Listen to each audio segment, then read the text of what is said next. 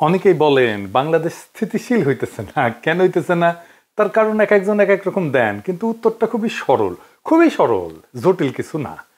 আপনি এই ভূখণ্ডের ইতিহাস পর্যালোচনা করলে দেখবেন ইন্ডিয়া সব ধরনের সংঘাতের জন্য দায়ী বাংলাদেশে। এখন অনেকে কইবেন, দাদা আপনি কিছু হইলে ইন্ডিয়ারে ঠাইনা নেন, দরকার থাকুক বা না থাকুক। কথাটা শুনে দেখেন, যে জিনিসটা বাংলাদেশকে অশান্ত কইরা রাখছে, আসলে মূল ব্যাপার, একদম মূল ব্যাপার, সেটা হইতেছে বাংলাদেশকে ইন্ডিয়া কি দেখতে চায় আর বাংলাদেশ কি হইয়া উঠতে চায়।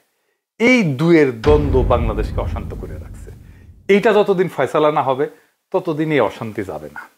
বাংলাদেশে ইন্ডিয়া আসলে কি চায় আর কিভাবে চায়, এই দুইটা প্রশ্নের উপরে নির্ভর করতেছে আপনার বোঝাপড়া বাংলাদেশ কেন অশান্ত থাকতেছে আর কেনই বা খুব সহসা এই অশান্তি থেকে স্থিতিশীল হওয়ার সম্ভাবনা নাই।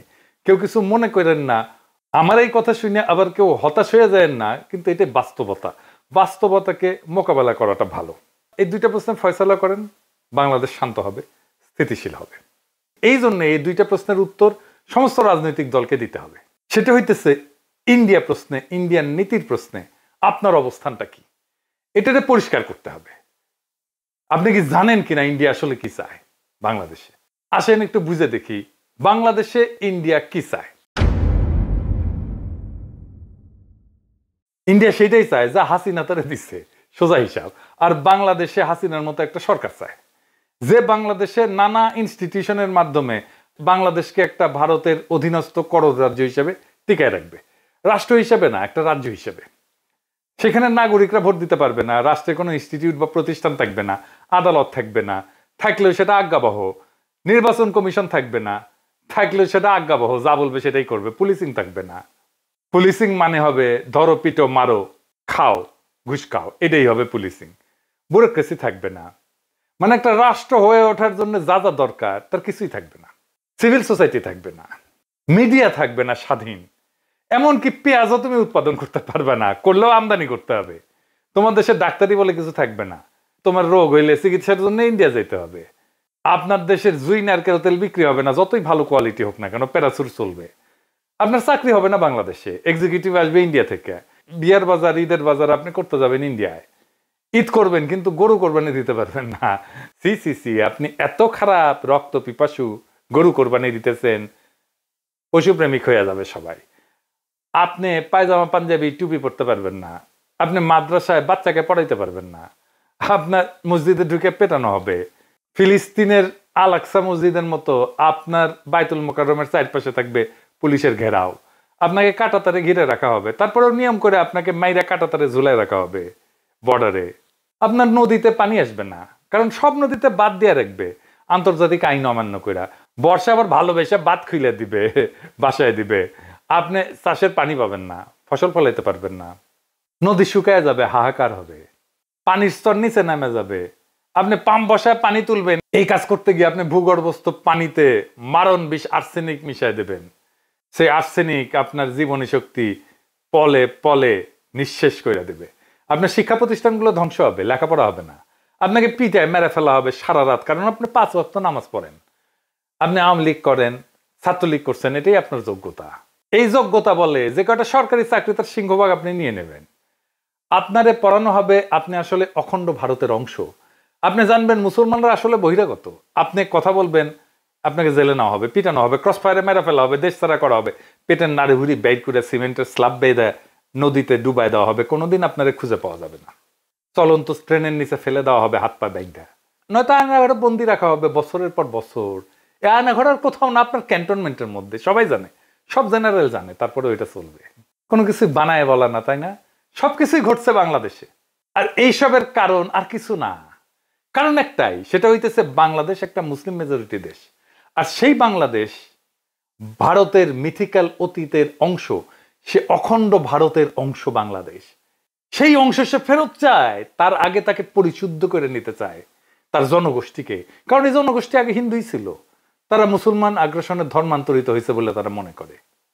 এদের পরিশুদ্ধ করতে হবে যেন মননে সে অখণ্ড ভারত মাতার সন্তান হয়ে ওঠে। তাকে নতুন এক ধর্মে দীক্ষিত করতে হবে, যার নাম অসাম্প্রদায়িকতা। এই অসাম্প্রদায়িকতা ধর্মে আপনি কোরবানি দিলে সাম্প্রদায়িক বর্বর, কিন্তু পয়লা বৈশাখের নামে অষ্টমীর এক ডালিয়া উদযাপন করতে পারবেন। আপনি বুঝবেনই না যে আসলে আপনার পয়লা বৈশাখের আড়ালে আপনি আসলে দুর্গাপূজার অষ্টমী করতেছেন। আপনি পূজা মণ্ডপে যেতে পারবেন, কিন্তু ঈদের নামাজে দাঁড়াইলে আপনি সাম্প্রদায়িক। পূজায় গেলে আপনি অসাম্প্রদায়িক, ঈদের নামাজে দাঁড়াইলে আপনি সাম্প্রদায়িক। তারপর একদিন টুপ কইরা ভারত আপনাকে অখণ্ড ভারত মাতার অংশ করে নেবে। Syllabus complete. থ্যাংক ইউ, ধন্যবাদ। বাংলাদেশ জিন্দাবাদ। এটাই আপনার ডেস্টিনি হয়ে উঠছে। এই যে আওয়ামী আর ইন্ডিয়ান প্রজেক্ট, তাই মোমেন্ট প্রকাশ্যেই বলছিল ভারতকে, সে বলছে হাসিনাকে টিকায় রাখতে হবে। শোনেন, আবার শোনেন অনেক আগের কথা। আমি ভারতে গিয়ে যেটি বলেছি যে শেখ হাসিনাকে টিকে রাখতে হবে। শুনেছেন? শুধু তাই না, ভারত আর বাংলাদেশের স্বার্থ যে এক, সেটাও সে ঘোষণা করছে। ভারতের বিজয়ই আমাদের বিজয়। শুনেন, আমাদের বিজয় ভারতের বিজয়, বুঝছেন? আমাদের উন্নয়ন ভারতের উন্নয়ন, ভারতের উন্নয়ন আমাদের উন্নয়ন। তাইলে আপনার মূল সংকট হচ্ছে আপনার বাংলাদেশ রাষ্ট্র থাকবে কিনা। এই যে ইন্ডিয়ার প্ল্যান, সে হায়দ্রাবাদ খাইছে, সে গোয়া খাইছে, সে জুনাগড় খাইছে, সে সিকিম খাইছে, সে কাশ্মীর খাইছে, একইভাবে বাংলাদেশকে খাইয়ে নেবে। সে তার অখণ্ড ভারতকে সম্পূর্ণ করবে, যেটা তার স্বপ্নে আছে, যেটা তার সংসদ ভবনে লাগাইছে, অখণ্ড ভারত। তাই বাংলাদেশের সার্বভৌমত্বের সংকট আপনার প্রধান সংকট। আপনার প্রধান আশঙ্কা মহাভারতে বিলীন হয়ে যাওয়ার আশঙ্কা। এই আশঙ্কাকে আমরা আসলে কিভাবে মোকাবেলা করব? এখন প্রথমত আমাদের দেশের ভিতর একটা শক্তিশালী জাতীয় ঐক্য লাগবে। সেই জাতীয় ঐক্যের সম্ভাবনাকে সবসময় ধ্বংস করে দেয় ইন্ডিয়ানরা। আমি কাউকে উদ্দেশ্য করে বলতেছি না, কিন্তু আপনারা দেখছেন বৃহত্তর জাতীয় ঐক্য কারা নষ্ট করছে, যেটা 5ই আগস্টে তৈরি হয়েছিল, জুলাই আগস্ট বিপ্লবে তৈরি হয়েছিল। জাতির যে আকাঙ্ক্ষা কারা কিভাবে ধ্বংস করছে সেটা আপনারা দেখছেন। 2 নম্বর হতেছে রাষ্ট্রের প্রতিষ্ঠানগুলো পুনর্নির্মাণ করতে হবে, যেগুলো হাসিনা ভেঙে দিয়ে গেছে, যেটাকে সংস্কার বলতেছে প্রফেসর ইউনূসের সরকার। তার ফলে রাষ্ট্রের প্রতিষ্ঠানগুলো যে ধ্বংস করছে হাসিনা, তা পুনর্গঠিত হবে সংস্কার করলে। এই জন্য এত সংস্কার সংস্কার সংস্কার সংস্কার শোনা হচ্ছে। কোন সংস্কার করতে দিতে চাচ্ছে না কারা আপনারা জানেন? আপনারা দেখতেছেন সংস্কার করতে যে নির্বাচনে দেরি হইলে বাধা দিবে বিএনপি। এই বছরই নাকি সংস্কার সম্ভব, দিল্লি স্টারে মাহফুজ আনাম কইছে। কই থেকে আসছে? দিল্লি স্টারে মাহফুজ আনাম যখন লেখে, এটা কই থেকে আসে? এটা দিল্লি থেকে আসে। দিল্লি থেকে কয়া দেয়, মাহফুজ আনাম লিখে দেয়, চেপে দেয়। নির্বাচন বিএনপি কবে চাইছে? 2025-এর মার্চ এপ্রিলে, সেই 2024-এর ডিসেম্বরে চাইছে। আমি বেনে বেনে করছি না, দেখেন ডিসেম্বরে করছে আগামী 3-4 মাসের মধ্যে নির্বাচন চাই। এইটা স্যার তারিখ দেখান। বিএনপির নেতারা কি ব্যাখ্যা দিবেন? 2025-এর এপ্রিলে কেন চাইছিলেন বা মার্চে কেন চাইছিলেন নির্বাচন? আপনি তো এখন ডিসেম্বরে চান নির্বাচন, মানে আপনি এখন কনভিন্স যে ডিসেম্বরের আগে নির্বাচন সম্ভব না। তাইলে মার্চ এপ্রিলে কেন চাইছিলেন? এটা কি খেলা পাইছেন ভাইজান? দেশের ভাগ্য নিয়ে, দেশের ভবিষ্যৎ নিয়ে খেলা এটা? সিরিয়াস চিন্তা না করে একটা কথা কয়ে দিবেন আপনি? তাহলে তো সিনিয়র নেতারা। আবার দেখেন বিএনপি স্পষ্ট করে বলছে, বর্তমানে দেশে আলোচিত প্রায় সব সংস্কার প্রস্তাবই আমাদের 31 দফায় অন্তর্ভুক্ত আছে। তার মানে সংস্কার করার দরকার নাই। এটা তারেক রহমান বলছেন নভেম্বরের 14 তারিখ 2024 রাষ্ট্র কাঠামো মেরামতের রূপরেখার 31 দফা ও নাগরিক ভাবনা শীর্ষক সেমিনারে বলছেন। খুব ভালো কথা, মেনে নিলাম যে এই 31 দফায় হইতেছে সংস্কার। তাইলে 31 দফায় তো সব সংস্কার আছে, তাই না? তারেক রহমানই তো কইছে, তাই তো বলছেন তারেক রহমান। এটা করতে কত টাইম লাগবে বিএনপির?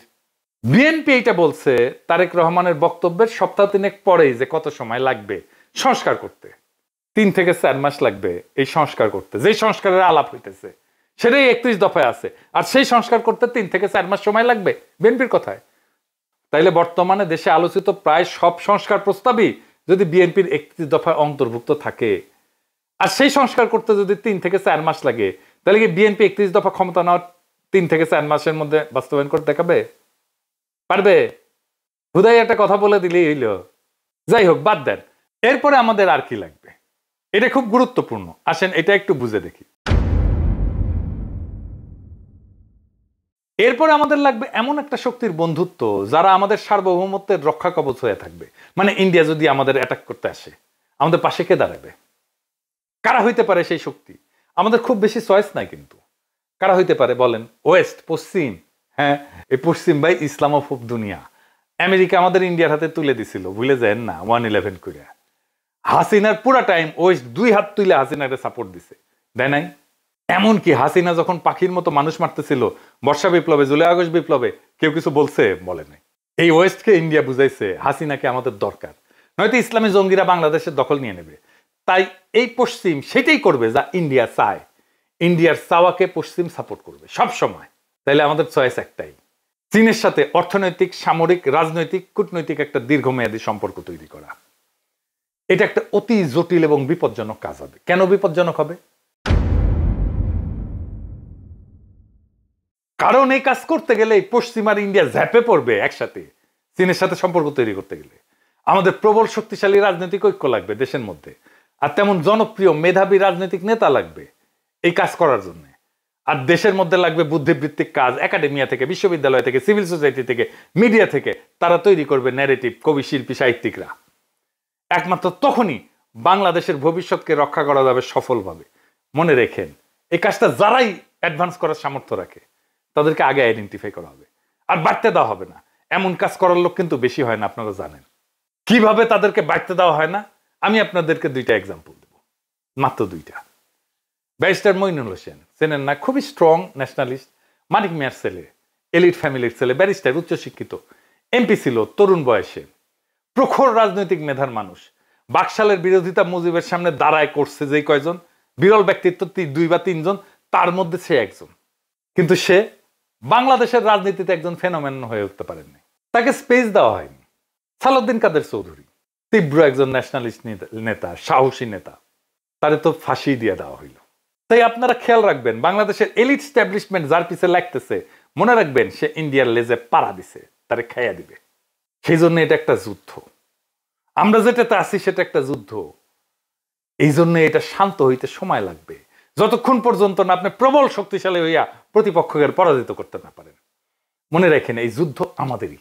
বাংলাদেশের রাষ্ট্রীয় অস্তিত্ব আজ একটা চূড়ান্ত চ্যালেঞ্জের মুখোমুখি। এটা শুধু ভারতীয় হেজিমনির বিরুদ্ধে না, এটা আমাদের ভবিষ্যৎ প্রজন্মের জন্য, আমাদের আত্মপরিচয়ের জন্য, আমাদের ভাষা, আমাদের স্বাধীনতার আত্মাকে রক্ষার জন্য এক অবিরাম যুদ্ধ। এই যুদ্ধ শুধু সীমান্তে না, এটা চিন্তায়, বুদ্ধিবৃত্তিতে, প্রশাসনে, বিশ্ববিদ্যালয়ে, অর্থনীতিতে, সিভিল সোসাইটিতে, আর প্রত্যেকটা নাগরিকের মনোজগতে। ভারত চায় বাংলাদেশকে একটা পরাধীন করদ রাজ্যে রূপান্তর করতে, তারে খাইয়া ফেলতে, যেখানে আপনি থাকবেন কিন্তু আপনার নাগরিকত্ব থাকবে না, যেখানে আপনার ভূখণ্ড থাকবে কিন্তু রাষ্ট্র থাকবে না। এই যুদ্ধের এক পাশে ভারত, তার গোয়েন্দা সংস্থা, দালাল রাজনৈতিক দল, তার পোষা মিডিয়া, সিভিল সোসাইটি, আর অন্য পাশে আমরা বাংলাদেশের মানুষ, যাদের কাছে এই ভূমি শুধু মাটি না, এটা আত্মমর্যাদা পরীক্ষার ময়দান। ভারতের বিরুদ্ধে এই লড়াই কোনো সামান্য কূটনৈতিক সমস্যা না, এটা একটা মহাকাব্যিক সংগ্রাম, যেখানে জয় পরাজয় শুধু রাষ্ট্রের ব্যাপার না, এটা আত্মারও ব্যাপার। এই যুদ্ধে জেতার জন্য দরকার জাতীয় ঐক্য, প্রাতিষ্ঠানিক সংস্কার এবং ভবিষ্যতের কূটনৈতিক রণকৌশল। দরকার চীনের সঙ্গে সাহসী জোট, দরকার একজন মেধাবী, অকুতোভয় নেতা, যিনি জাতিকে নিয়ে যেতে পারবেন সেই অনিবার্য সংগ্রামের শেষ প্রান্তে। দরকার জাগ্রত একাডেমিয়া আর নির্ভীক বুদ্ধিবৃত্তিক নেতৃত্ব, যারা ইতিহাসের দায় বুঝে আজকের প্রজন্মকে বুঝাতে পারবে আপনার আত্মপরিচয় আজকে আগ্রাসনবাদী ভারতের টার্গেট। মনে রেখেন, ভারত কখনো আপনাকে রাষ্ট্র হিসাবে মানেনি, মনে করছে সে আপনার হারানো অঙ্গ। এই অঙ্গ যে আবার জায়গা উঠছে, নিজের পরিচয় দাবি করছে, এটাই তাদের ভয়। তাই তারা হাসিনার বদলে আর একটা পুতুল সরকার আনতে চায়, যাতে বাংলাদেশ আর কখনো মাথা তুলে না দাঁড়াইতে পারে। কিন্তু ইতিহাসের চাকা ঘুরছে। আজ প্রশ্ন একটাই, আপনি কি এই চক্রান্তের বিরুদ্ধে দাঁড়াতে প্রস্তুত? আপনি কি আপনার স্বাধীনতা, আপনার ধর্মীয় অধিকার, আপনার আত্মপরিচয়, আপনার ভাষা আর আপনার স্বপ্নের বাংলাদেশকে রক্ষা করতে চান? তাহলে এই যুদ্ধ আপনারও। এই যুদ্ধ শুধু নির্বাচন বা সংস্কার নিয়ে না, এটা একটা জাতির আত্মার অস্তিত্ব রক্ষার লড়াই। আপনি যদি এই যুদ্ধে অংশ না নেন, তাহলে একদিন জেগে উঠবেন সেই রাষ্ট্রহীন, আত্মাহীন ভূখণ্ডে যার নাম একদিন ছিল বাংলাদেশ। এখনো সময় আছে, জায়গা ওঠেন, সংগঠিত হন, কারণ এইবার না পারলে আর কোনোবার আমরা পারবো না। বাংলাদেশ বাঁচলে আপনি থাকবেন। বাংলাদেশ গেলে শুধু আপনি বাংলাদেশ গেলে আপনি শুধু নামে থাকবেন, নাগরিক থাকবেন না। এটা আপনার যুদ্ধ, এটা আপনার সময়, এটা আপনার নিয়তি রচনা করার সেই সুযোগ। আসেন আমরা আগে যাই সেই ইস্পাত কঠিন ঐক্য গইরা সেই ইতিহাস রচনা করতে, সেই অনিবার্য বিজয়ের পথে। ইতিহাস অপেক্ষা করতেছে। ইনকিলাব জিন্দাবাদ।